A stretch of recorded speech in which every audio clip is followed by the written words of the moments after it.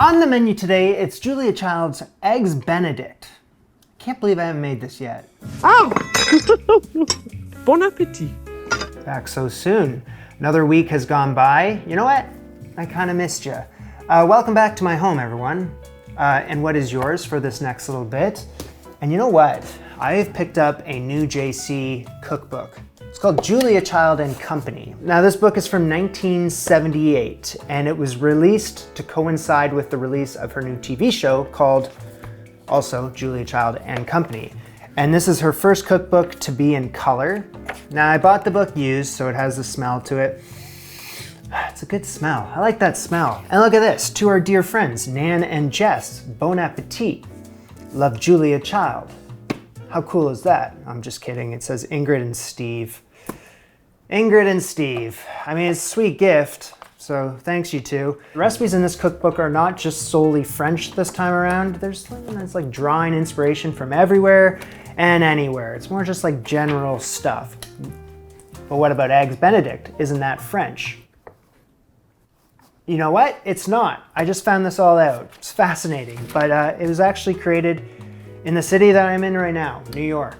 I had no idea. I thought because it had Hollandaise sauce, the French sauce, that it was French.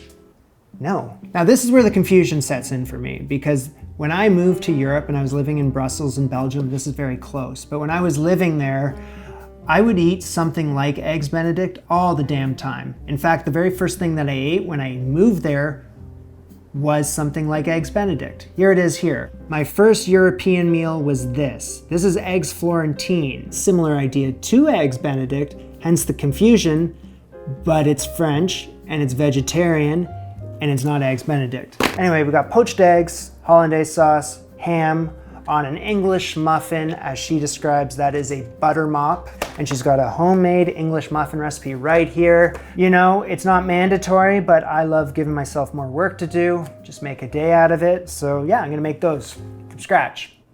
Better get to it. Due to operating difficulties, there's been an interruption.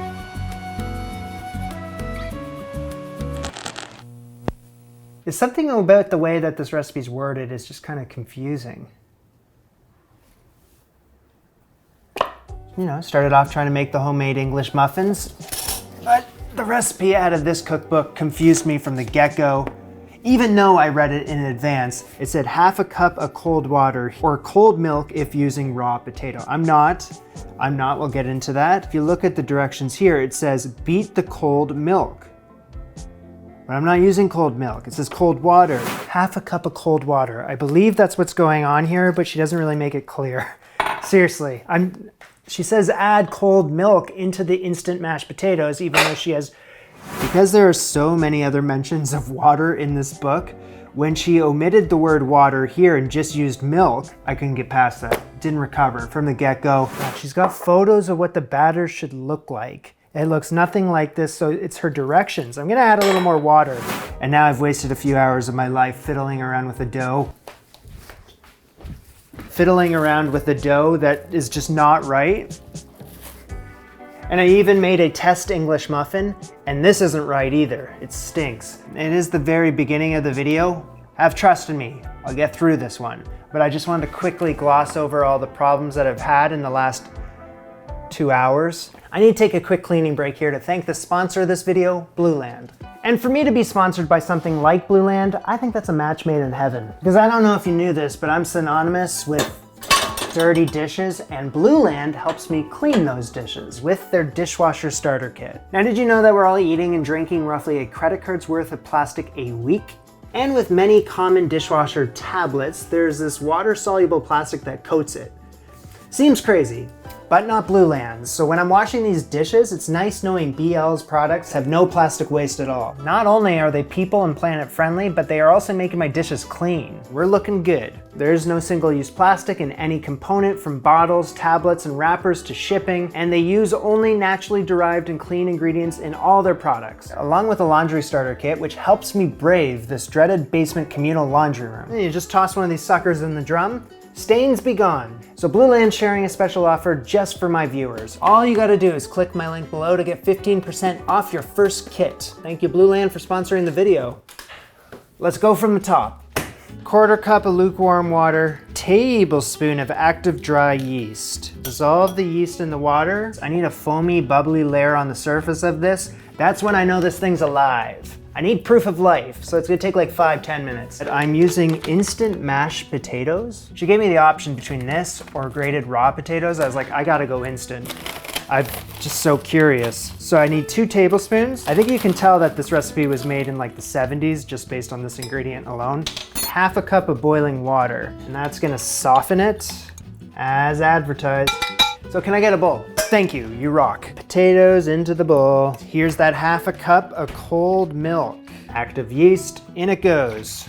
Combine 2.5 cups, 350 grams all-purpose flour. I wanted to add the liquid into the flour, not flour into the liquid. Okay, no idea if that order matters, but I've been here once before, I don't want to jinx it. All right, there goes the flour.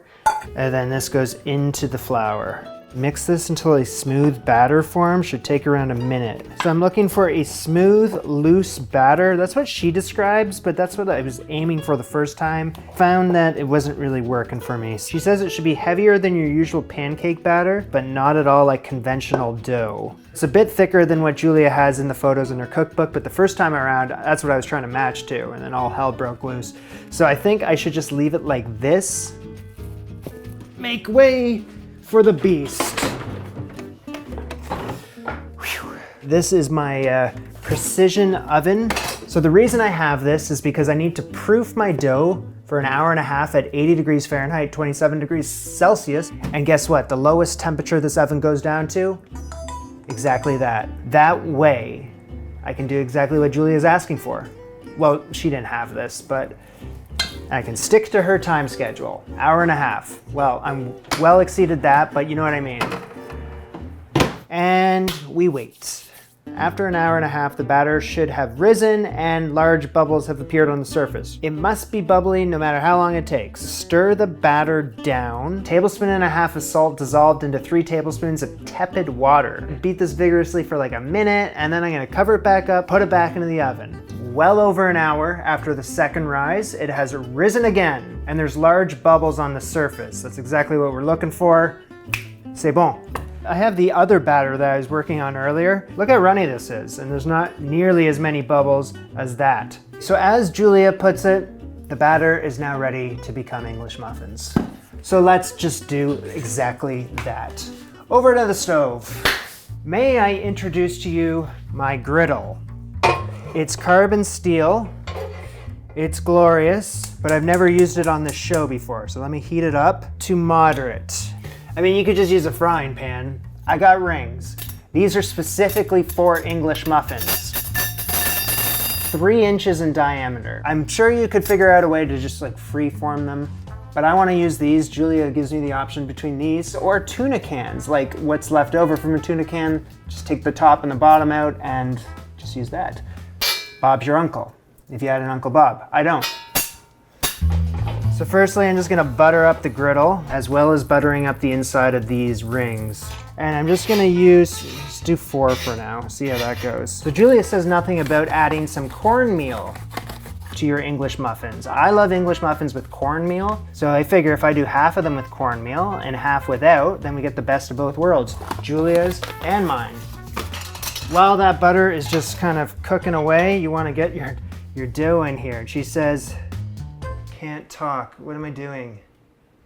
So add the dough into the ring. Whoa, get the dough. All right, easier said than done. Get the dough into the ring. I thought I could just use a spoon to do that, but it's not really whoa man, this is elastic dough. So I need like a centimeter high of dough in each ring. You know what, I'm gonna just stop talking for a second because it's distracting. Sorry, I didn't really want to use my hands for this part. Come on, cooperate with me. So 6 to 8 minutes on the first side. It's until the entire top changes from a wet ivory white to a dryish gray color. She says you only need to cook the second side for less than a minute. Because mine are thicker than hers, I don't think that should be the case. I need to just kind of gauge it for now. I'm gonna remove the ring. These are big English muffins, man.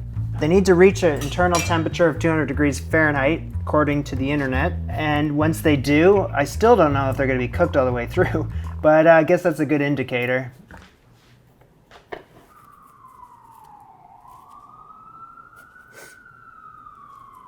I hope everyone's all right. I actually found it kind of difficult to make them for the first try. Something about it, and it was something about Julia's recipe too. Just wasn't jiving with me. That often is the case too, but I found that every step of the way I was getting the opposite results to what Julia was asking for. At the end of the day, I just abandoned all her directions and just kind of followed my heart. This looks like it's from the store. Look at how nice this looks. All right, let's move on to our eggs. Yes, that should work. Okay. So Julia wants me to have the freshest eggs possible. So I don't know, freshest ones I could find on the shelf at least. I don't know actually. Providing I have fresh eggs, she wants me to do this thing called a 10-second firm up with some sort of pointy object, the thinnest one you can find. I don't know, how about a trussing needle? She says to prick the large end of the egg. Once I've broken through, I got a really thin pin here. I'm just gonna poke that into the egg, 1/4 inch deep, into the thick side of the egg. Now she says if I follow along to what I'm about to do, that it's gonna give a little more cohesion to the egg white, but not enough for it to stick to the membrane or the shell. So it's gonna be like a nicer looking poached egg. Presentation, I think. I've never tried this before. Egg onto a slotted spoon, into boiling water, 10 seconds. Only.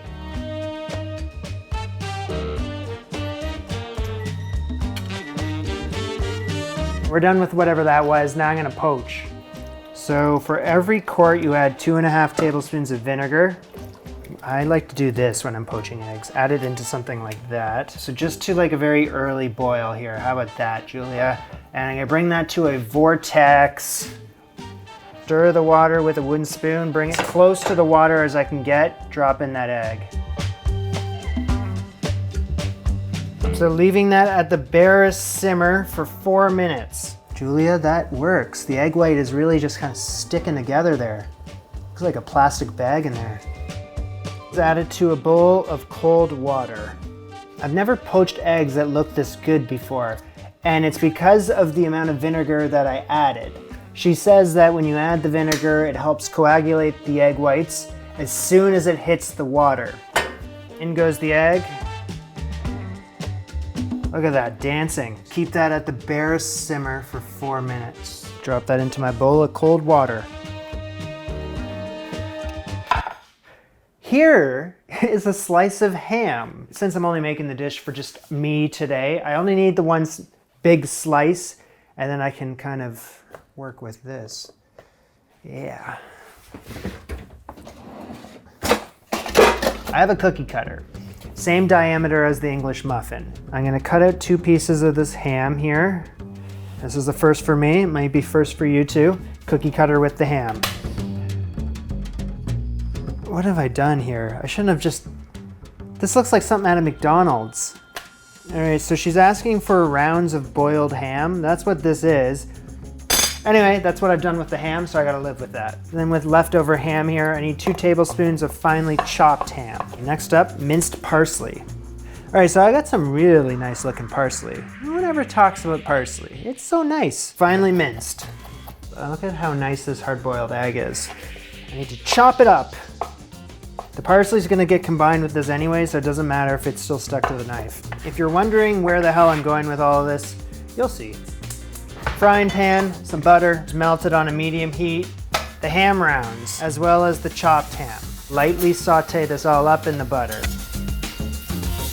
Oh yeah, like that.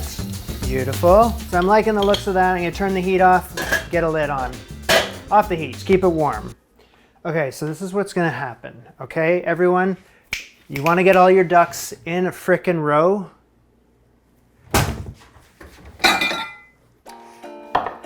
So in some sort of anything, I'm gonna add in 3 tablespoons of parsley, 1 whole chopped egg, and 2 tablespoons of the minced ham, with some pepper and some salt. Mix that all together. That's the optional topping. I have exercised its option. Circle back to the English muffin. It's hard to pick one. This one is really nice. That's beautiful. Look at the holes in that. Home stretch, baby. Light Hollandaise sauce.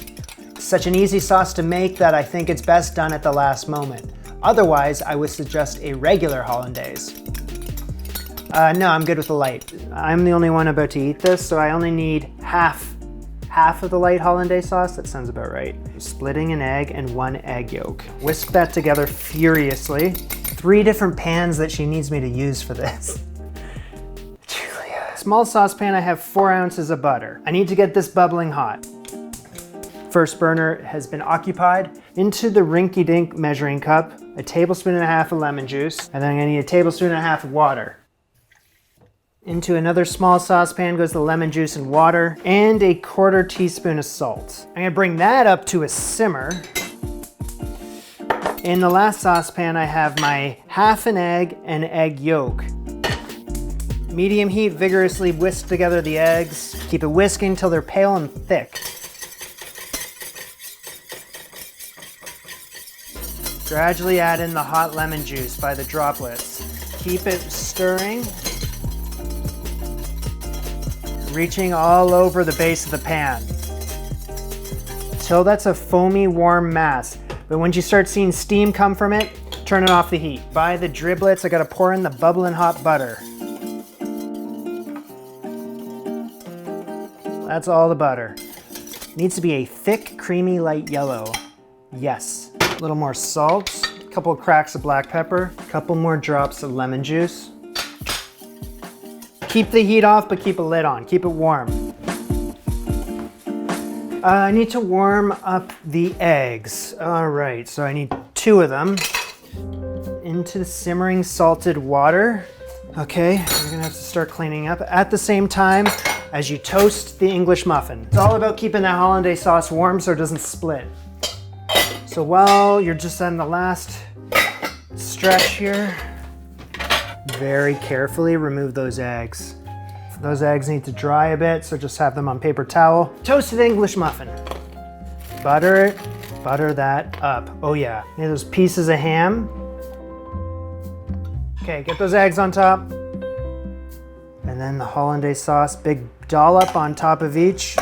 Less is more, less is more. Subtle sprinkle of the optional topping.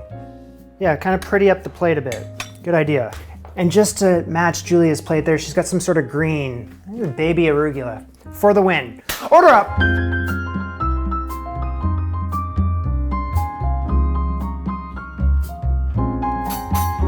Let's eat.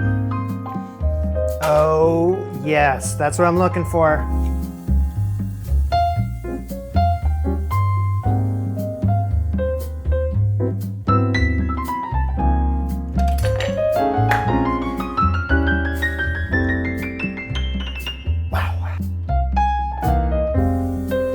Sadly, that's the last bite. Whoops. Every single part of this dish was phenomenal. Even the arugula. So the beginning stages of this, I was starting to wonder if it was gonna be worth it, just with the English muffins and how much more I had to do. Well, let me tell you, if you put the time in to a completely homemade eggs Benedict like I just did, you're gonna be pretty fulfilled. Having homemade English muffins, which I don't believe I've ever had before, I always just buy them from the store in a bag, and well, they hit a lot harder when you make them yourself. Although it had like the crunchy outside because of when I was cooking them up on the griddle over there. And then of course they were toasted, but underneath there was like this subtle like underlying softness to them. Wow, I'm being very romantic about English muffins.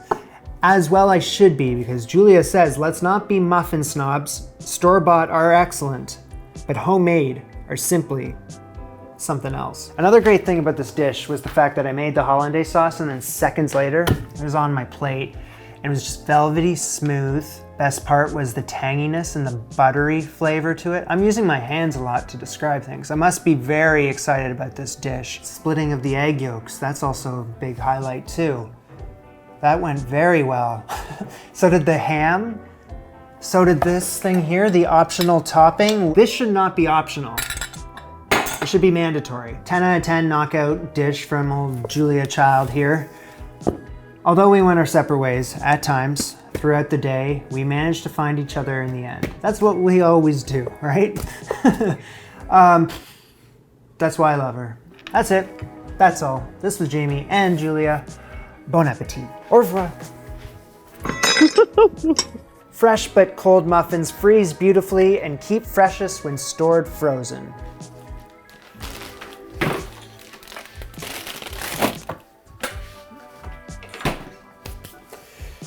There's one piece of information that I just spotted in this book that may have come in handy a little bit earlier. An electric toaster is not at all suitable for homemade English muffins. Whoops. Since the muffins are damp in texture, they must be toasted very slowly under a broiler. I swear I didn't see that. But you didn't see nothing.